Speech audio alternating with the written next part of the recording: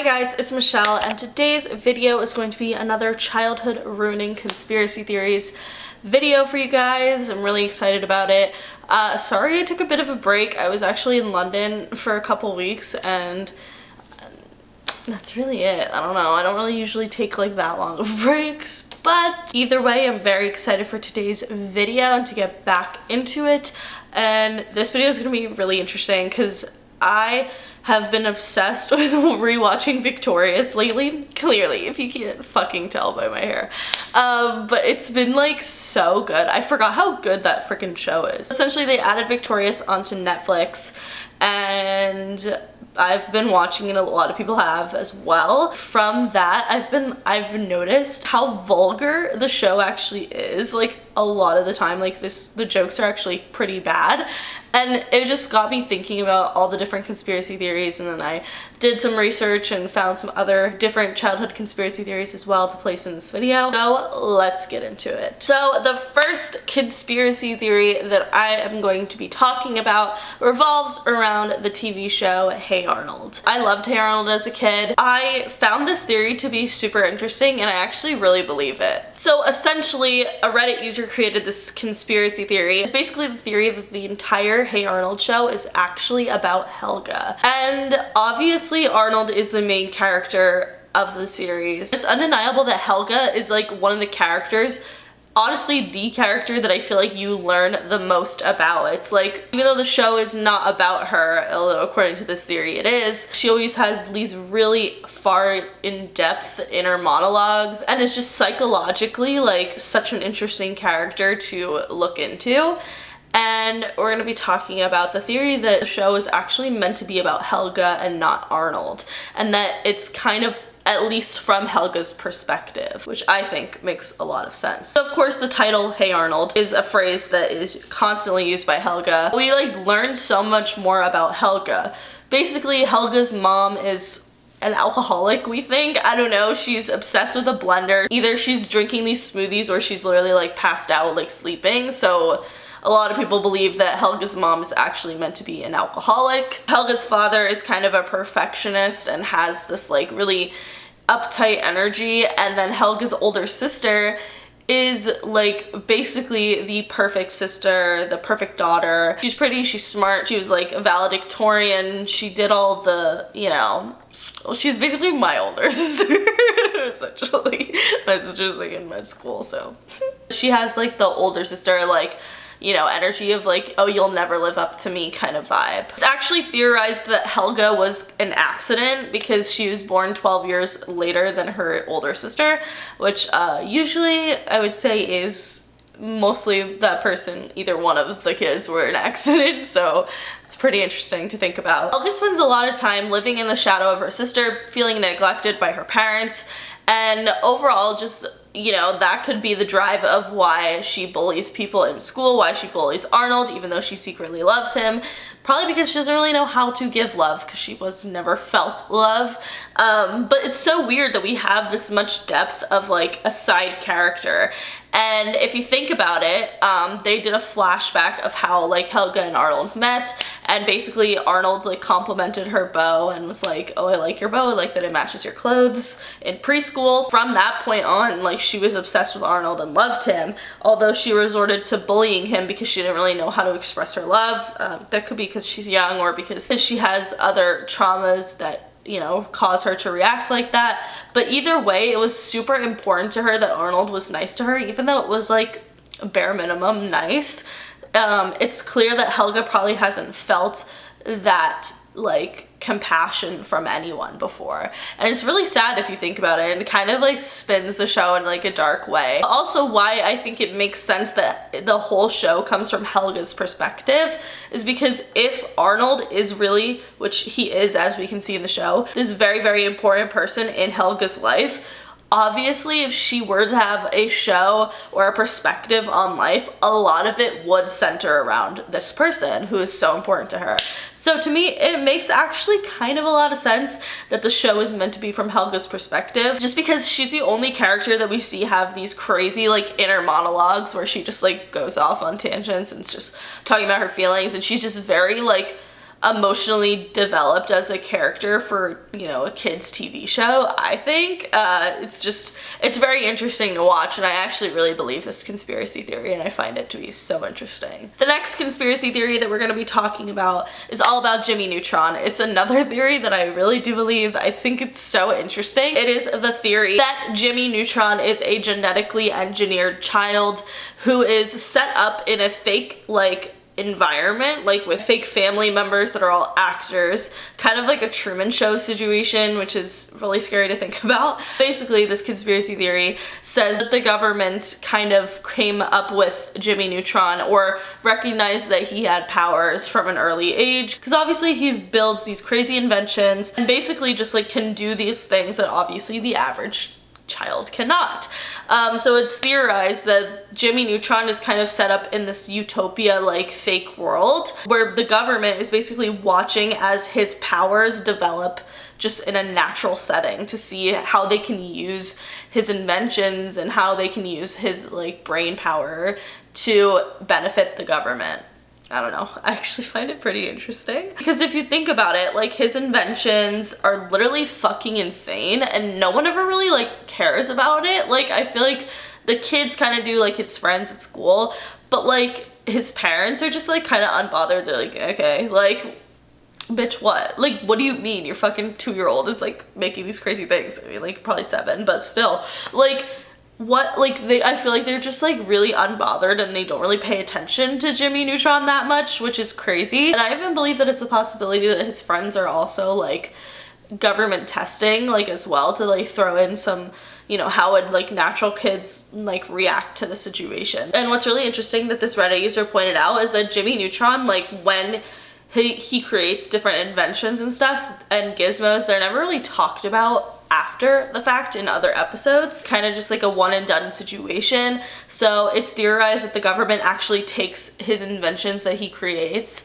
and uses them for government testing to see how they can use these inventions for their benefit. The government can take these creations and further develop them and study them and, like, understand this. It kind of reminds me of the Montauk Project, which is the reason I think it could possibly be true, is because, like, obviously the creators of the show could have seen or heard about the Montauk Project and, like, been like, oh, that's an interesting idea. Like, what if we created a utopia, like, world where, you know, Retroville, where this child lives and he creates these crazy inventions and, like, doesn't have any idea that it's actually all for government testing, and it's like Truman Show, like, inspired situation. I just think it's really interesting theory. I don't know, I do kind of believe it just because the parents literally show no interest in anything that's ever, like, happening. Like, I feel like they're just really, like, really relatively normal. I don't know. I find it interesting, but what do you guys think? Let me know. The next conspiracy theory is about Phineas and Ferb, and it is something I full-heartedly believe. I can't remember if I have talked about it, so if I have, I'm sorry.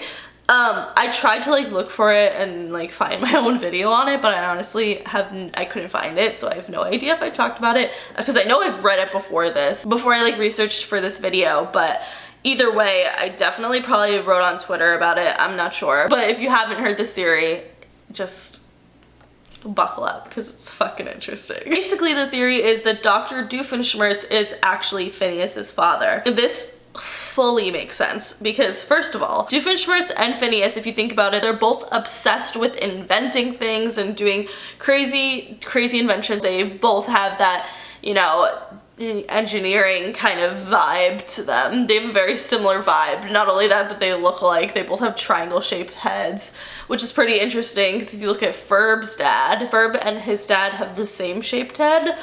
So I don't know if that means something, but so does Phineas and Dr. Doofenshmirtz. So, I mean, that's pretty interesting. Of course, Candace does not really look much like Doofenshmirtz, but I do think that she is also his daughter because if you look at frickin' Vanessa, who is Doofenshmirtz's daughter, they look so much alike. If you look at Vanessa's mom, I feel like she kind of looks like Linda, like with different hair colors. If Vanessa's mom and Doofenshmirtz created Vanessa, then a child between Doofenshmirtz and freaking Linda would clearly look a lot like Candace. I find that to be extremely, extremely interesting. I would say the most intense piece of evidence is the fact that Linda and Doofenshmirtz used to date. So I find that all to be extremely interesting, and I full-heartedly believe that theory. I don't know, what do you guys think? Do you guys think that Doofenshmirtz is the father of Phineas and Candace? Like I said, I believe it full-heartedly, 100%, without shadow of a doubt. Alright, so the next conspiracy theory revolves around my favorite show, Victorious. It actually revolves around Robby. So Robby I find to be such an interesting character. I actually do believe this theory because it just makes sense, like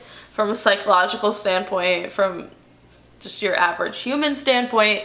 It makes a lot of sense. The idea that Robby uses the character of Rex as a way to kind of cope with the way that he was bullied as a child. So obviously, even though it's not Matt Bennett that's voicing Rex, Robby is supposed to be a ventriloquist, and he's also supposed to be the one who is voicing Rex. So Rex constantly torments Robby, he makes fun of him, he says jokes about him, he kind of bullies him. The theory is that Robby was bullied as a child, and that he created the character of Rex to kind of shield him from the bullies, because maybe it just wouldn't hurt as bad if, you know, the jokes were coming from yourself than if they were coming from other kids. And that is so fucking sad. It literally made me tear up a little bit. I was like, Robby! Like, I just love him.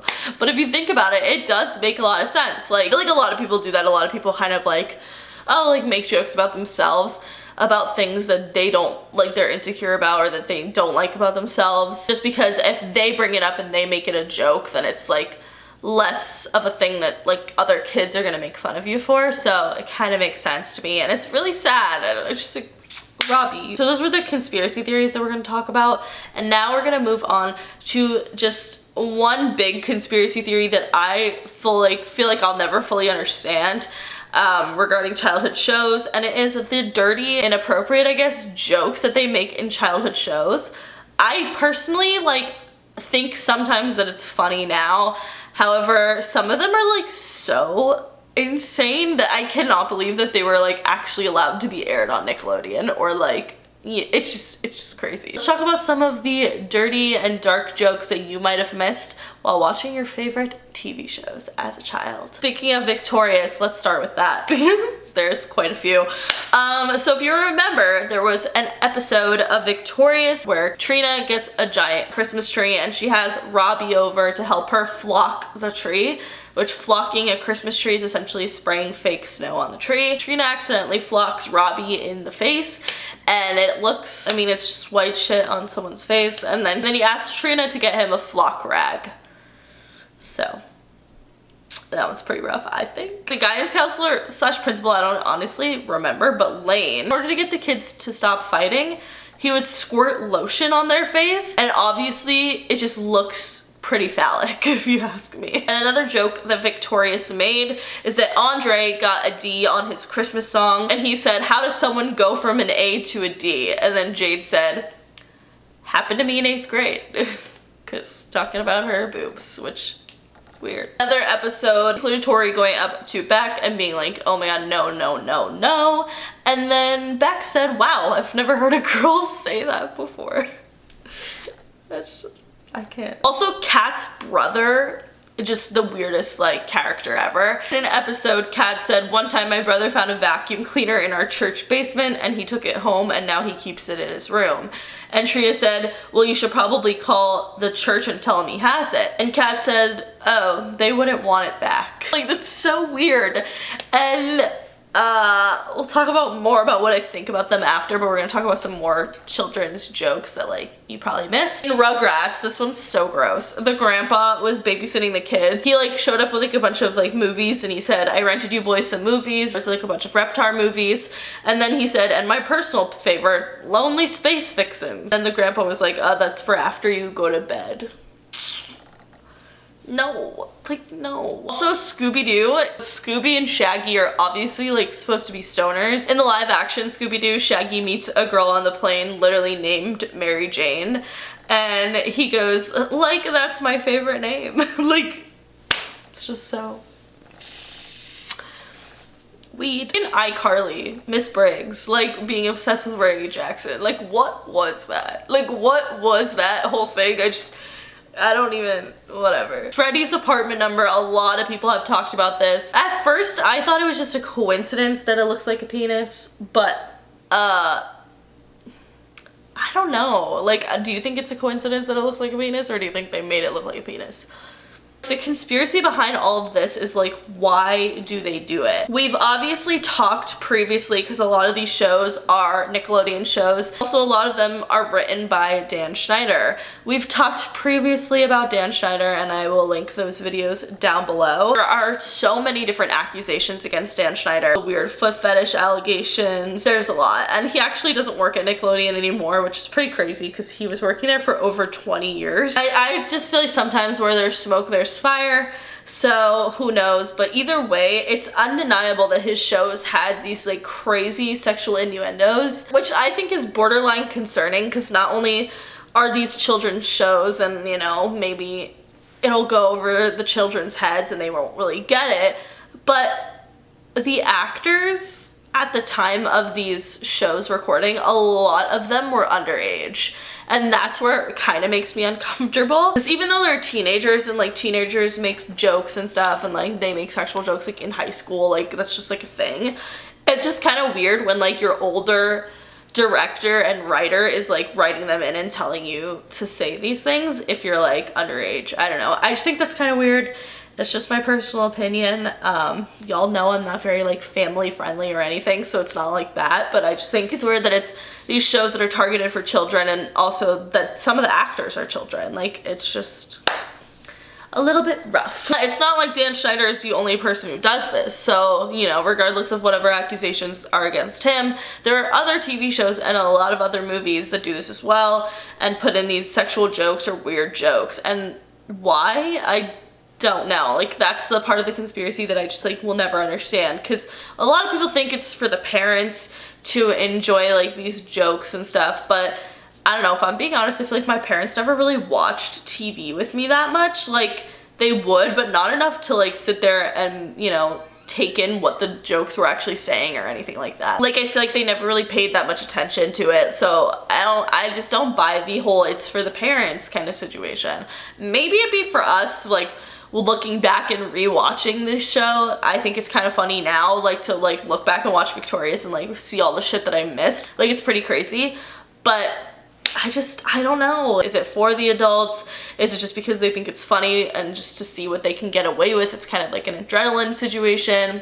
What do you guys think? I would love to know, but did you guys pick up on any of those jokes when you were a kid? Let me know in the comments below. But that is it for today's video. If you guys liked it, please give it a big thumbs up. Let me know in the comments what you guys think about any of these conspiracy theories. I would love to know. And if you have any more childhood ruining conspiracy theories, let me know in the comments as well. But that is it. Make sure you follow me on Twitter, Snapchat, and Instagram, because I'm always posting really dope ass shit on there. Subscribe for new videos every week, and I will see you guys later. Bye!